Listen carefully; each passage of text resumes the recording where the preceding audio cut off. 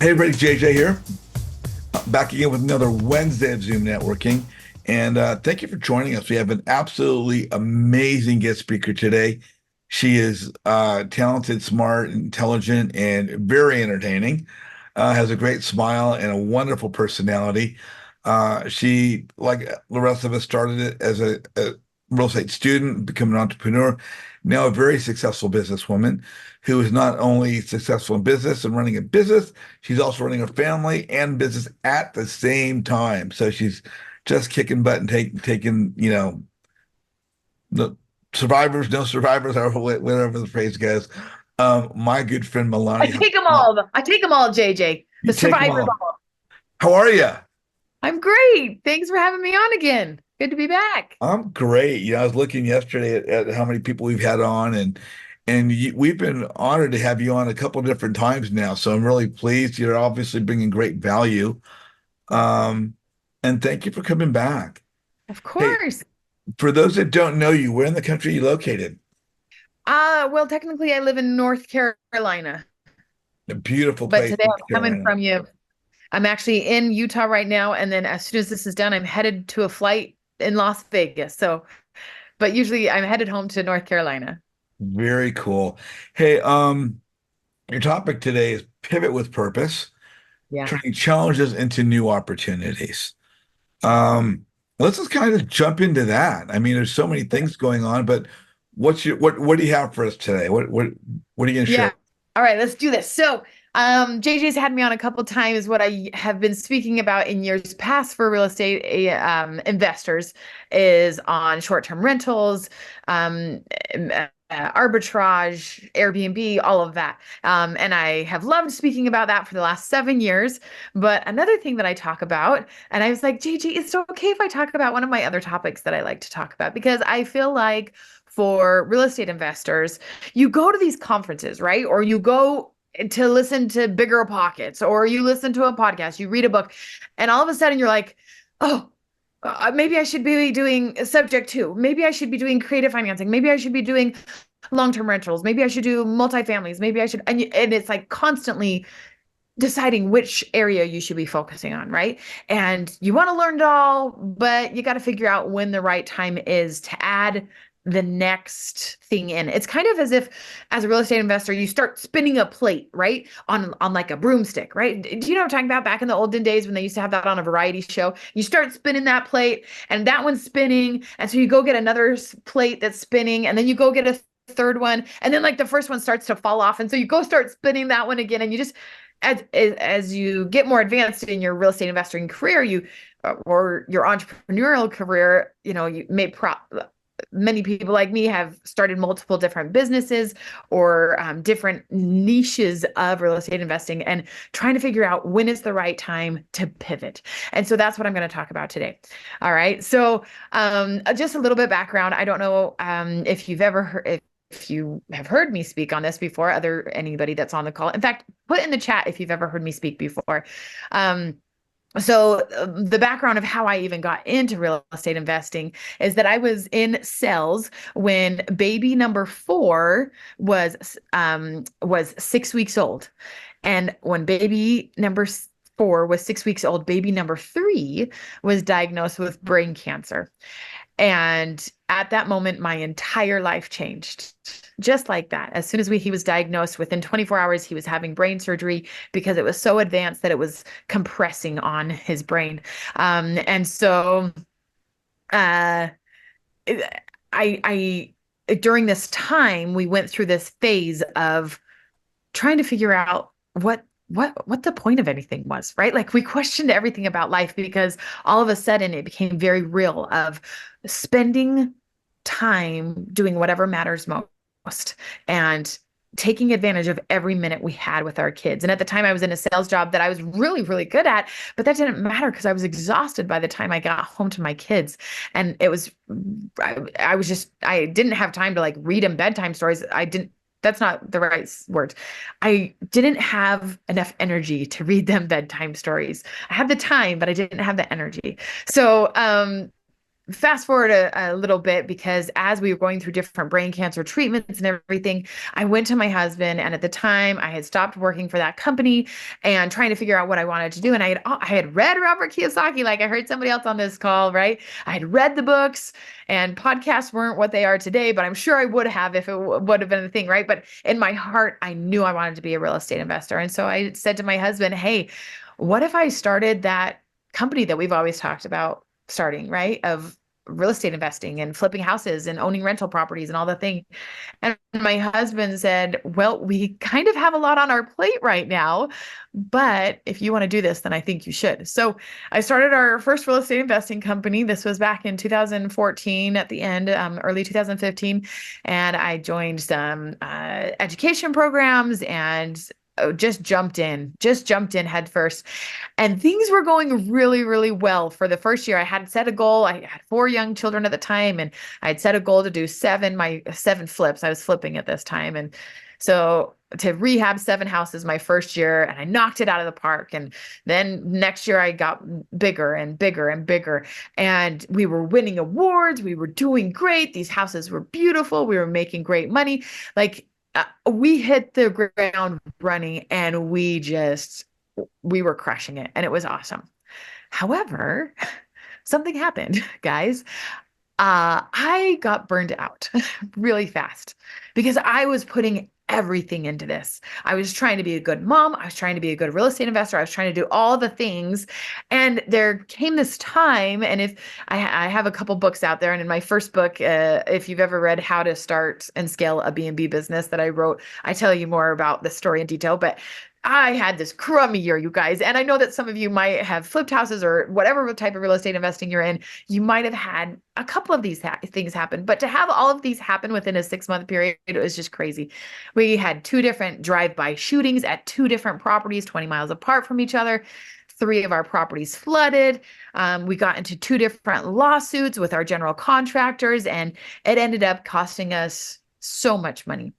In fact, at this time that I got into one of the lawsuits, we were leveraged about $5 million.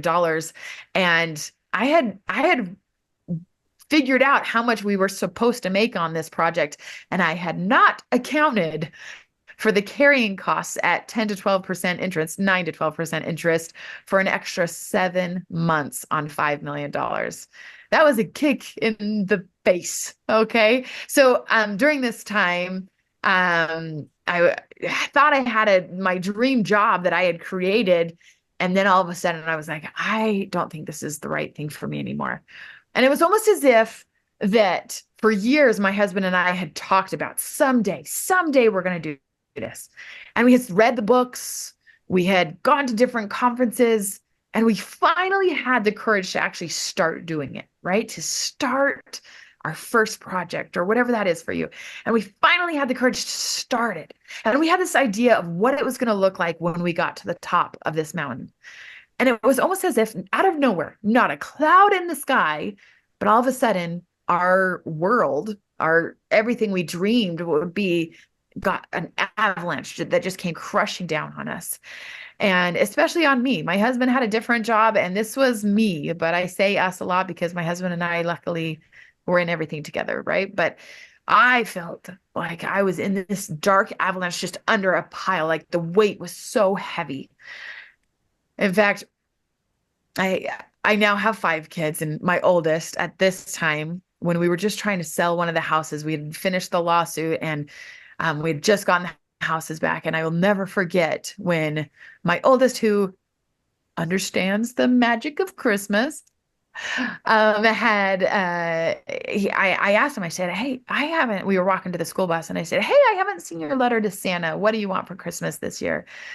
And he said, oh, Mom, it's not a big deal. And I said, no, no, no, no, no. You tell me what you want from Santa. And in the back of my head, knowing we were in a crazy financial position right at this time, like we were still had $5 million in loans to pay back. And I'm like, please be something that's at, the Dollar Tree or Target, like very affordable, And I was like, no, tell me what you want for Christmas. And he said, oh, Mom, I only really want one thing. And I said, what's that? And he said, I want for you to be able to sell one of your houses. And you guys, I will never forget the how I felt when he said that. In fact, even as I share that story, like I get chills because it was such a turning point in my life to realize I can't put my kids in this position again. I need to make sure that I am doing what's best for them and not just what I think is best for me. And a flood of emotions, right? Well, that was in like early December, and that's when we got the houses back to put them on the market. And if you know, that's not optimal selling time, guys. And so we put the houses on the market, and on Christmas Eve, we were all playing sports because when you give birth to a basketball team, that's what you do, right? You can play sports at any time. And so it was Christmas Eve and we were playing football, and I went to go check my phone and I got a text and I started crying. And that same oldest child, my big strong boy, at least he was sure trying to be, although I think he was only 9 at the time, said, "Oh, mom, is it?" And he said the name of my contractor because apparently I had cursed his name a few times, and so that's what he assumed who would make me cry was my contractor. It's actually somebody just bought one of our houses. You got your Christmas wish because this was on Christmas Eve, you guys. It was a Christmas miracle. I was crying, he was crying. All of my kids came and dogpiled on top of us. Like it was so beautiful and so joyous. I never wanted to be in this position again. And even though there were parts of flipping houses that I loved, I knew that there was something out there for me that I could take all the stuff I'd learned and something else I could do with it, if that makes sense. So my husband and I, we took a step back and we're like, okay, what are we doing with our life? Like, what are we going to do? Because I've put a lot of time and effort into building this company of flipping houses and long-term rentals and all the things. And we sat down and we said, what do we really want out of life? And then it was like we took all the things that we had learned in the craziness of the avalanche and of all the things, and we realized that all of that crappy stuff had actually formed a bridge that would take us to new things that I would have never thought to do on my own. And that bridge for me was short-term rental, was getting into Airbnbs. And I jumped in headfirst and started doing all sorts of Airbnbs and loving it. And I still have that company that runs very well today. Okay. So, but today I'm not talking a lot about Airbnb. So if you want to talk about at the end of this, guys, I'm going to show you a way if you want to take advantage of a one-on-one call with me, and you can. And we'll do that at the end. And I'm happy to talk about Airbnb then, but we're not going to talk about that very much now. Before I get much further, I wanted to say that my son AJ we're celebrating 10 years this year of his cancer diagnosis and how he's still alive and well and funny and smart. And in fact, just 2 months ago, we went to the Ronald McDonald House where he stayed at during his treatment in Florida. And we went to the treatment center as well. And we walked those same halls. And as I walked those halls, it was another reminder to me of my son AJ is the only one of his graduating class from the Ronald McDonald House who is still alive. And I do not take that lightly. And I don't know why I'm so lucky and why my friends have to just have theirs as angels now. But I'm so grateful. Every time I look at him, every time I kiss his cheeks, I am reminded to live every day with intention, to live every moment to the most, to become the best version of myself for him and for my other kids and for those others that I might affect in my life. And so I share this because I've learned so much in my journey and through my avalanche that I want to make sure that we talk about the ups, which sometimes if you go to conferences, they're only going to talk about the ups. But sometimes we need to talk about the hard times. We need to talk about the times that cause us to curl up in a ball in our closet and cry because this is hard. We've chosen to do something hard, but it can also be amazing. Okay. So here's my, like JJ said, I do run businesses, but I also run my household, and I have 5 beautiful children.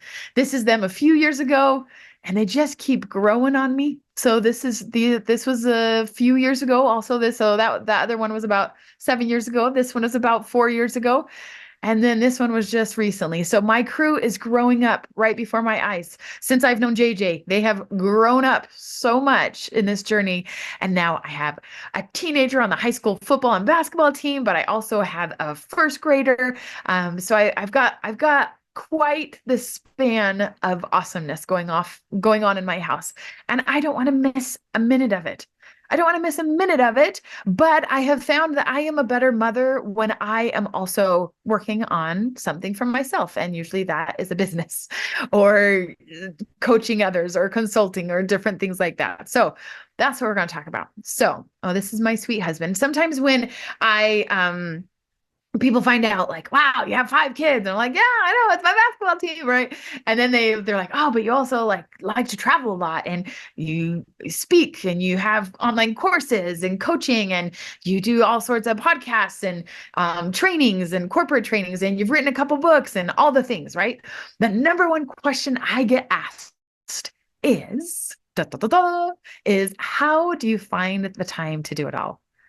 How do you find the time to do it all? And it's kind of sad because I I kind of look at these people and say, well, I hate to break it to you, but I didn't find it, right? They always say, how did you find the time to do this all? I didn't find it. I made it from the same 24 hours that you have and I have. We all have that in common. We all have 24 hours a day. It's how you choose to use that time that you will see amazing things come from. Again, that's something that I love to coach on, but we're not going to dive into it super deep. But I just want to make sure that we know that your time is sacred. Each day is sacred, and you get to choose how you're going to use it. So tomorrow, when you wake up, today, when you go to sleep, I want you to think about, how did I use my day today? How am I going to use my day tomorrow to be better than I was yet today? And what do I want to be doing differently? Okay. Because, well, I'm going to talk about that in a little second. Okay. Now, I used to play basketball in high school. And sorry, guys, I'm not in my usual office, so I might be moving around more than I usually do. I used to play basketball in high school. And raise your hand if you are familiar with basketball. Maybe some hands. Okay. Thank you, Fernando. I see you. I got you. All right. So basketball. In basketball, there's what's called a pivot foot. Okay. So you're allowed to dribble, dribble, dribble. And then if you stop and if you pick up your dribble, you have to plant one foot wherever it is. And then you can use the other foot to swivel any way you want to swivel. That's called your pivot foot and being pivoting. Okay. Now, for all of you smart people out there that have, maybe you're not as familiar with basketball pivot foot, maybe this will help a little bit more, right? You put that in the middle and then you're able to draw a circle all the way around it. This is what I think of when I think of pivoting. Let me give you an example. Okay. So, before we jump into it, the first lesson we just covered is there's always a bridge. No matter what kind of trials or crummy things that happen to you, take all the things you have learned from that and see what bridge it has created. Look at the lessons you have learned as you have gone through this process. Even if you decide to pivot, take all those things you've learned with you. Okay, so there's always a bridge. Now, does anybody know what this is? Type it in the chat if you know. Okay. Yeah. Oh, Fernando's on. I can tell. Okay. So this is the dream team. I don't know if Fernando's put it in the chat yet. I haven't seen it popped up, but this is the dream team. And he's probably wondering which year, but we won't get into that. But yes, the dream team. Thank you, JJ. And I used to have a picture like this, similar to this, in my middle school locker because I loved basketball. I loved watching the dream team play. Like, I loved it. And if you look at this picture, I want you to think if you recognize any of these faces. Usually the first one to get pointed out is MJ, is Michael Jordan, right? That's usually the first one that everybody recognizes. And that's awesome. That's great. We're not going to get into this too much. But MJ's great, blah, blah, blah, blah, blah. But let's talk about some other people, because if you go through here, you'll recognize lots of people. But I don't know if you know enough about my personal heartthrob, that in my locker, I had big hearts drawn around the Admiral. And actually, his name's David Robinson. And we're going to talk a little bit about David Robinson. One of, usually when I speak and I train in front of people, oftentimes nobody knows his name, but they'll name 7 other people on this team and they won't know his name. But I want you all to know about the amazing David Robinson because, yes, I had a huge crush on him back in the day, but I think his story is one to learn from as well. Okay. So when he was a junior in high school, he was 5'9" and he was really smart. His dad was an engineer and he was a naval officer and he wanted to follow in his dad's path. And he was a good guy. Like people would talk about how David was always kind, always hardworking, very intelligent, loved sports. It was good at some, not good at basketball. Like basketball wasn't his thing, right? But he's really smart and he wanted to go to Navy just like his dad had, but he wanted to become a mathematician for the Navy. And he had this great plan. He was very organized for and responsible for a junior in high school, right? And he was living his life and all was going well when all of a sudden, all of a sudden, between his junior and his senior year, he grew to be 6'7". 6'7". And all of a sudden the basketball coach was like, "Hey, David, would you like to join my team? Like, come help your team out. Would you like to play basketball?" He's like, "Oh, sure, that'll look good on my resume. Like, sure, I'll try basketball." But he really hadn't played until his senior year of high school. And he started to learn the game, and ended up applying to where he had always wanted to go. He had always wanted to go to Navy. Well, Navy had a requirement that you cannot go to Navy or be in the Navy if you are taller than 6'6". But they made an exception for him because I mean, I don't know all the details, but we know that they made an exception and they say it was because they were like, "Oh, he's done growing. 6'7" isn't terrible." And he had all the other things that he was very smart and ready to go to Navy. So they accepted him. And they're like, "Hey, do you want to play basketball here?" And he's like, "Sure." So he started playing basketball at Navy. And sure enough, by his second year of college, he had grown to be 7'1".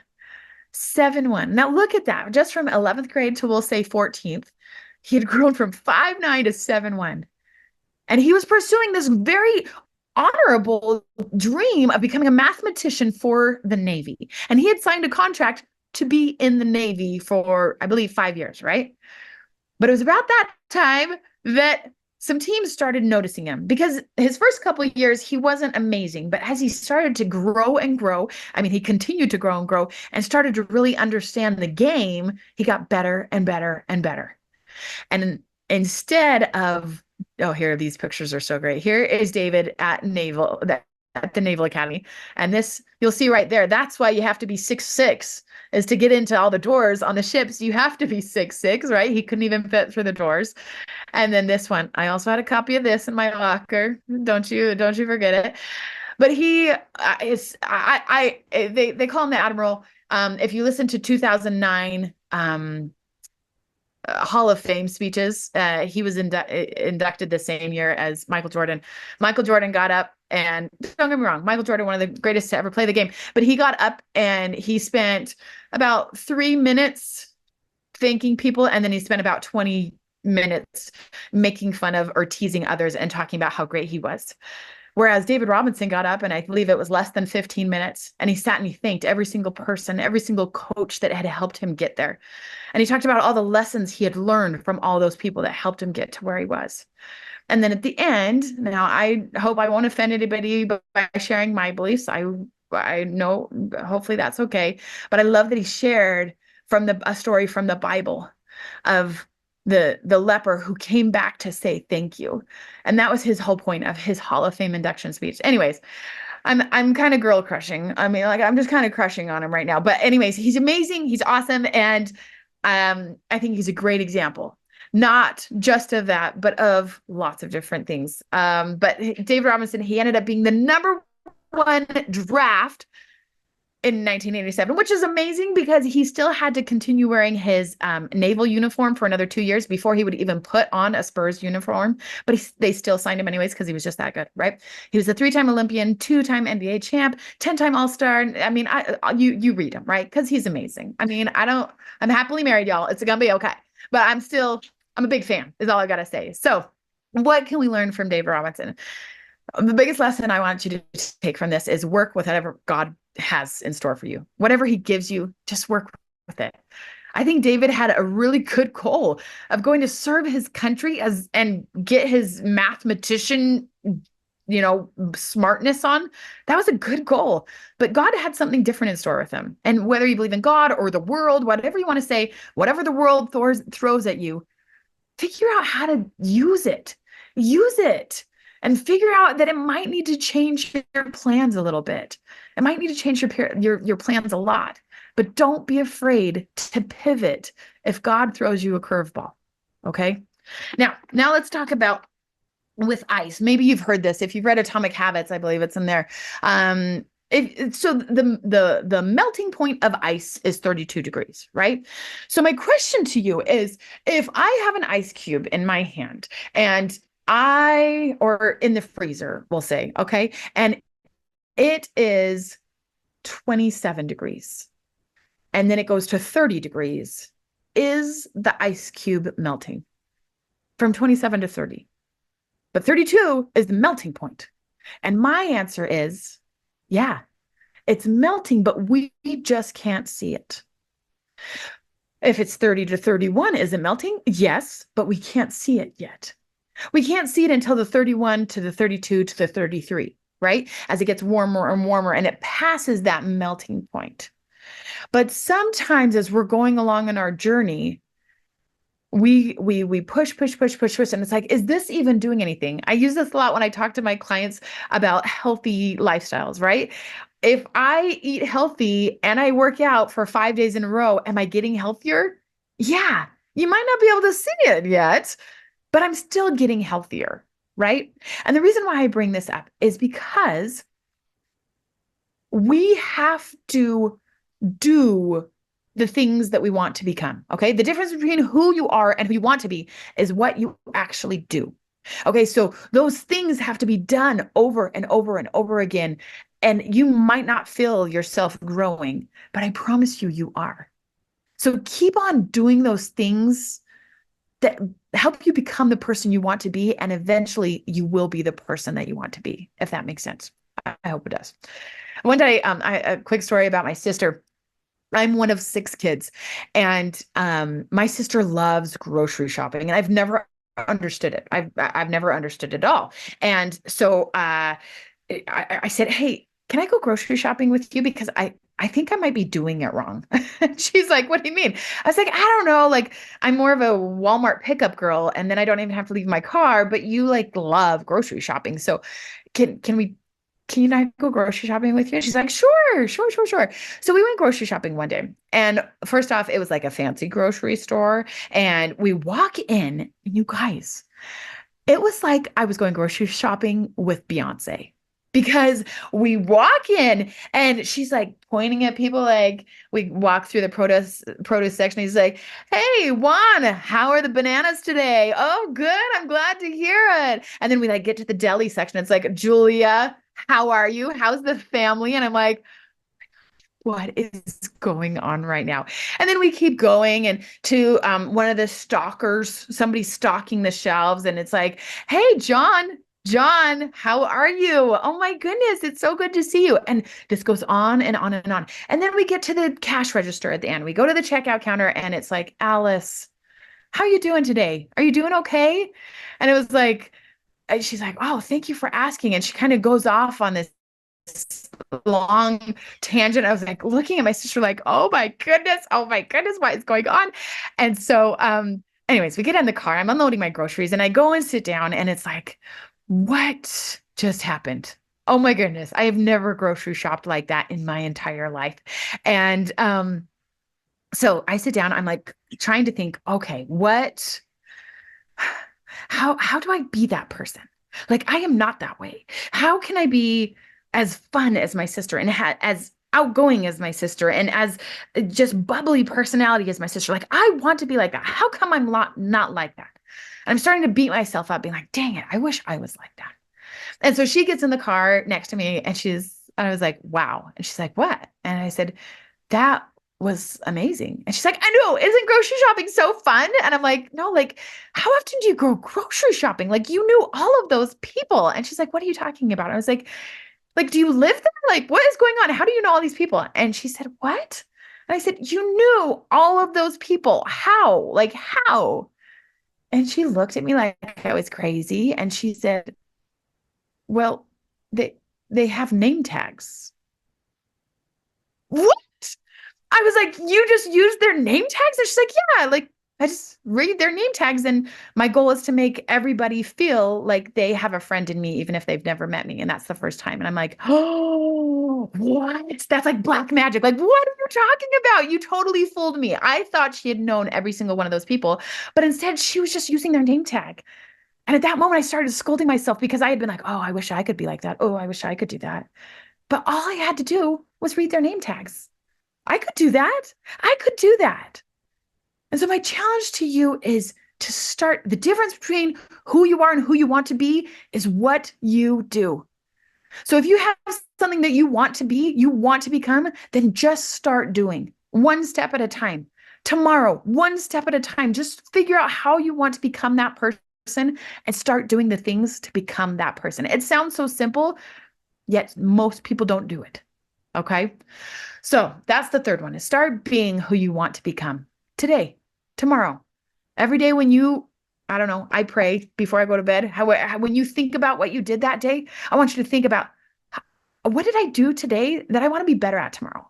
How could I have lived my best life better today? How could I have better become the person I want to become for myself or for my kids or for my spouse or for those around me and my community? How could I have been a better version of myself today? All right. Now, um, my when I was dating my husband, I went into his office and I was like dropping off cookies or something, and I saw on the wall a list of goals. And you guys, I gotta be honest. I don't hide it well. I never have. I am a gold digger. Let me clarify. Not a gold digger, but I am a goal digger. And so this list of goals on his wall, I was like, ah, dang, that's so hot. That is so hot. And I like saw this list and I was like, oh my goodness, I wonder what I want to read all these things of this guy that I'm dating, all of his big dreams and goals in his life. Well, let me pause right there because I did not realize that he had a spiritual leader, we'll say, that had given kind of like a sermon on big dreams and dream big. And so he had written down any dream. He was the leader had said, write down any dream you've ever thought of, any dream. And then and just put it out in the world and see what happens. So write down all of your big dreams. I didn't know that at the time. And so I'm looking through these things, these different goals, and I'm going through and it's like take my wife to Europe and visit all of the major sports hall of fame. So I was like, oh, I'm on board for that. Like, take your wife to Europe? Yes, please. And like I'll go to all the sports hall of fames. I love sports, right? And then we got to this one that I was like, oh, hold up. Even for a gold digger, that's a little deep. And it said, become the president of the United States. I was like, whoa, whoa, whoa. And I kept reading. And the next one said, win a championship ring. Now, at the time, we were 24, 25. He wasn't playing any professional sports at that time. So I did have some reservations. I did have some questions, but I didn't want to shoot down his goal. So, okay, that's cool. That's great, right? Dream big, buddy. And then my personal favorite was to become People Magazine's Sexiest Man Alive. A little bit of a stretch, but I don't want to judge. I don't want to judge. So the reason why I share this is as part of that, you heard that one of it was to visit all the major sports hall of fames. So as a good little wife, we did obviously end up getting married and making our own basketball team, all as well. And so my goal was, okay, it's time we were going to the Baseball Hall of Fame. And as we were doing it, I was like, oh, while we're there, let's also go visit Niagara Falls. Let's also go visit this. Let's also go visit this. And I was putting out my map and I was like, oh, this is going to be so great. Going and checking another Hall of Fame off. It's so great. I'm so excited. And in this world of checking online to see what else you can do. And, I read this blog. While we're there, we should probably go there. And then if we're there, we should probably go there. And if we're there, then we might as well just go there too, right? And before you know it, this whole map is just full of all the things I want to do with my family. So we sat down and we talked about this and it's like, hey, so you remember how we were going to do like a 5-day trip? Why not do like 4 months instead? And so we did. And we packed our kids up. I learned how to homeschool 5 children out of a minivan and in Airbnbs across the country. And we plotted out where we wanted to go. But guess what? We were not going to be able to do all of these things. There was no way that we could do all of these and run our businesses and do all the other things we wanted to. So we had to make a choice. And we created a path of what we wanted to do, but we had to say no to a lot of things. If you really have your eyes on a goal, you have to say no to a lot of things. And you might notice that the Baseball Hall of Fame got cut out of this trip. But don't worry, we went the next year. It's okay, guys. But we had to say no to something so that we could focus on what we were saying yes to. I love, oh, and as we did this trip, oh my goodness, you guys, it was amazing. We took our kids to see aliens in Roswell and we saw sunsets in California and we went and did family history along the way to see where our heritage came from. We biked the Golden Gate Bridge. We went to national parks I had never even heard of and didn't even know they were a thing. And it was the most amazing trip. And I'm so glad that we were able to do the Baseball Hall of Fame the next year, but we didn't this time. And you can't do it all. You can't do it all at one time, and there's a chance you're not going to be able to do it all in your lifetime. Does that make sense? But there can be such beauty in what you do focus on and what you do say yes to. There's this quote from the Cheshire Cat, right? If you don't know where you want to go, then it doesn't matter which path you take. But if you know where you want to go, then you have to realize it's going to take sacrifices and you've got to say no to some things. So I want you to remember that pivoting is not quitting. Pivoting is not quitting. Pivoting is taking all the things that you've learned and using that pivot foot to see in what direction you're going to take. You're going to gather. Wait, your basketball coach, if you've ever played basketball, says gather yourself, like plant that foot, and then decide where you're going to go next, and then start going. Okay, so sometimes people, if you watch YouTube things or if you go to some of these, like maybe even Pace's classes, I haven't seen Pace in years, but if you go to some of these education conferences, their job is to pump you up and be like, when life gets tough, you get tougher. Like just keep going, right? And there are times that you do have to pick yourself up and just get tough and just go, go, go. But there are also times to figure out what you really should be doing. And if maybe that's supposed to be pivoting. Remember when I was in that avalanche and I couldn't decide like what am I going to do? There were 3 options. One, I could have dug myself out and just been tough and just keep on going to the top of that mountain. But you guys, I had kind of seen a little bit of that, the view from that mountain, and it wasn't all that I had hoped it would be. So I could have dug myself out of the avalanche and I could have just gotten out the mountain and been like, never mind. I'm just going back. Nope. I don't want risk. I don't want to I just want to be safe. I just want to get off the mountain. And I was really close to taking that. And I'm not saying it's bad to have a W-2 or anything like that, right? Like I was very close to taking that.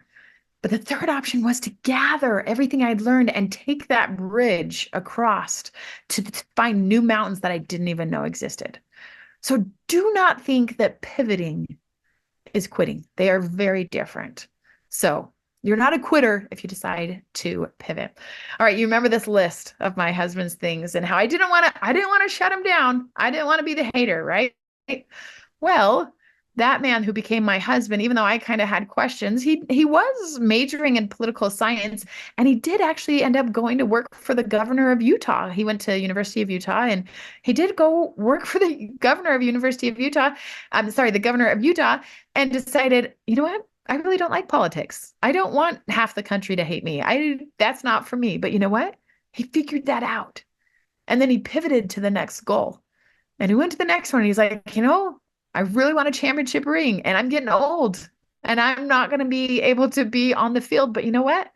I'm pretty darn smart and I can use a lot of what I know in the front office of a team.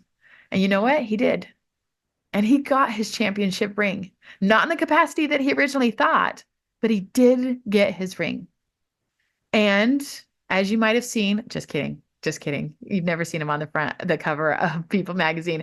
However, that cute Beyonce sister of mine at the grocery store, a couple years ago, put this giant canvas that she had created on his office wall, which I thought was hilarious, especially if you read it.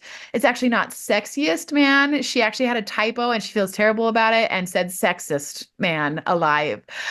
She did fix it and then she put up the other one, but I thought that was pretty fun. Funny. The reason why I share that is because, warning, God's plan looks different than it does in your head. It looks even better. It's going to look different than what you think. And do not be afraid to pivot and figure out when it's time to just push through and when it is time to pivot. And if you do, I promise you will find joy and happiness along the path.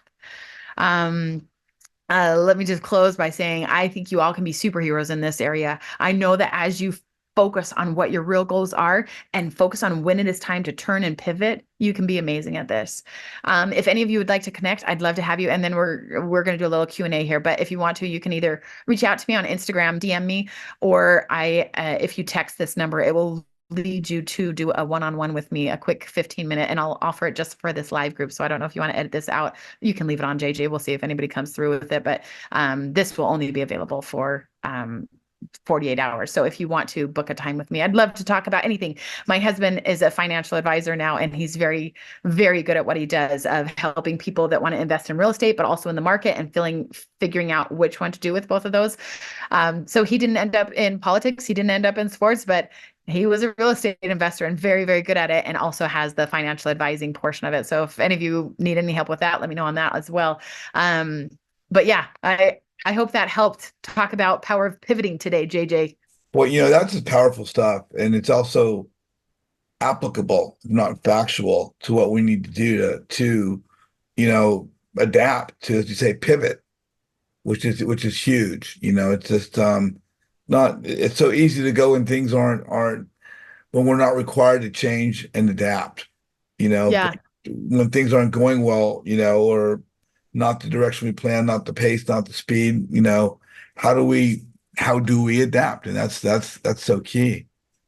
And sometimes when you hop on these calls, right, you're so used to like learning the how-tos, but we don't check in on like the emotional part of it and the like mental capacity of it. And so it's important to recognize that is a big part of this. Also, it's not just, how to do a scope of work and how to price a property and all these things. Like, you also need to be aware of how to be a productive self, how to, all the things. Fernando, you are on with MeiLani Hock with your question. Hi, MeiLani. Hey, thanks for having your camera on so I could see somebody live. Yeah, absolutely. Thank you so much for coming and talking to us and really just giving a lot of inspiration. For me, you really what the topics that you touched on today, like I felt like you were just talking right to me as far as like pivoting and going in a different direction. I have been investing in real estate since 2019, but it's been very passive.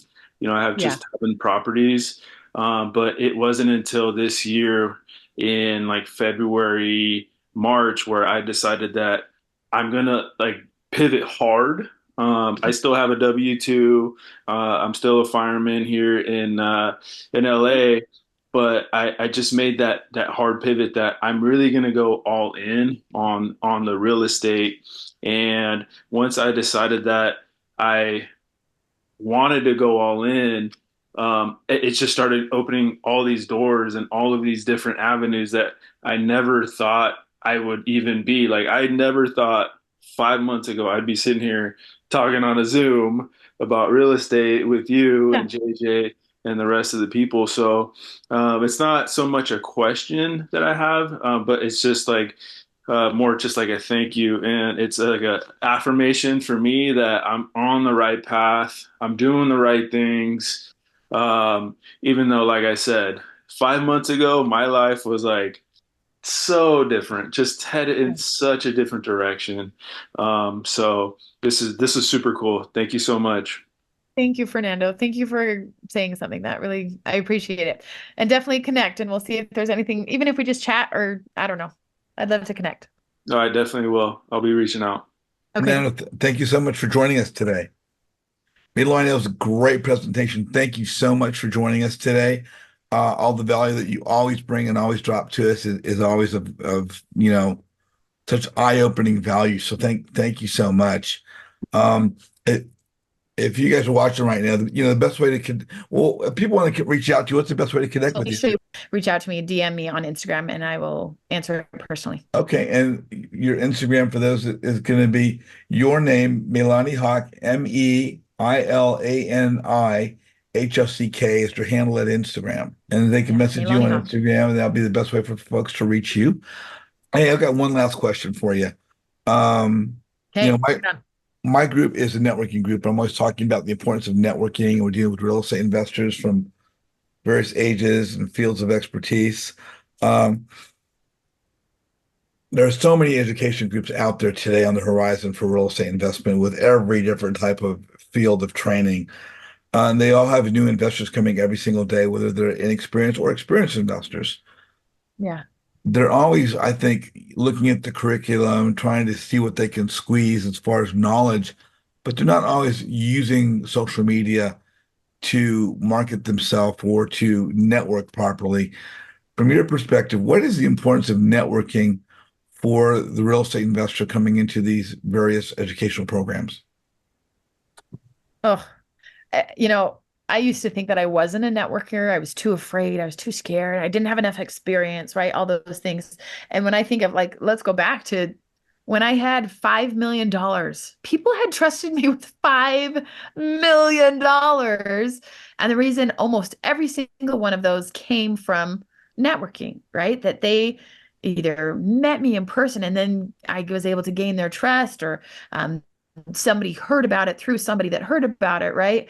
And just you're really going to struggle in this business if you cannot make those connections, because you'll never know when those connections turn into something that later down the road you can help them or they can help you. And just being open with that, and giving of your time. Like JJ is like a captain of this. Like I cannot, I've been telling him for years he should be charging more, and he doesn't charge at all, At or all. sometimes not enough, um, compared to anybody else out there in this business, right? So JJ is the king of giving selflessly.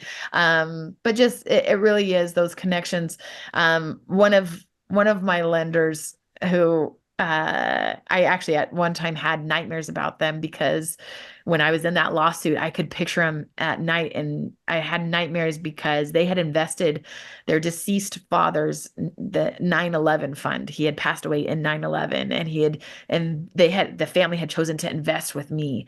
And I took that like, whew, I never met the family. I had the mom, I had had some Zoom conversations with, but I never met them in person.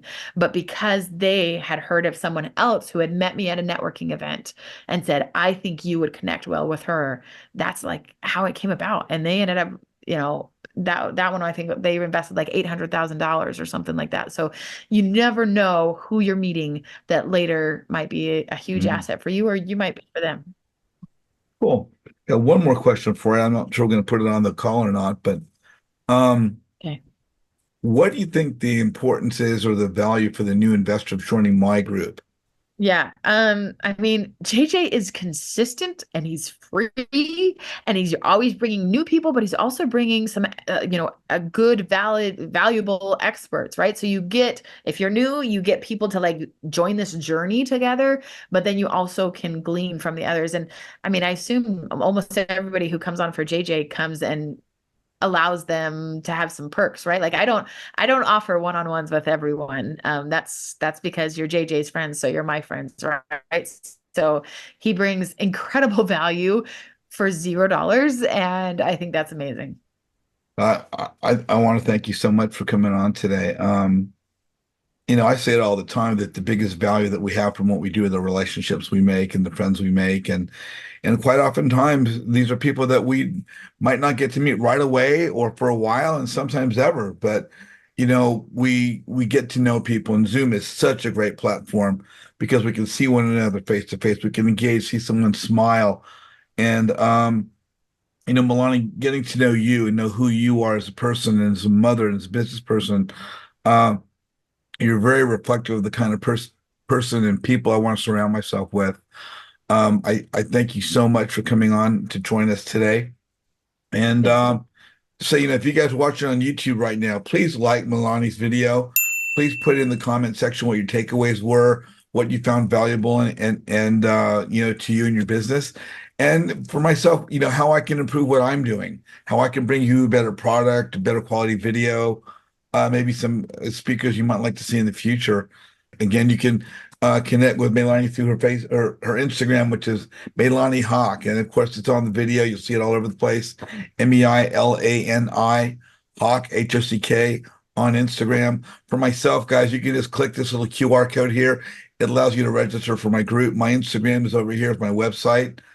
Um, and reach out to me and let me help you build your business, build your brand, build your network. And as always, just come back. We've always got some great in store for you guys. MeiLani, I guess we'll see them out in the world of social media, right?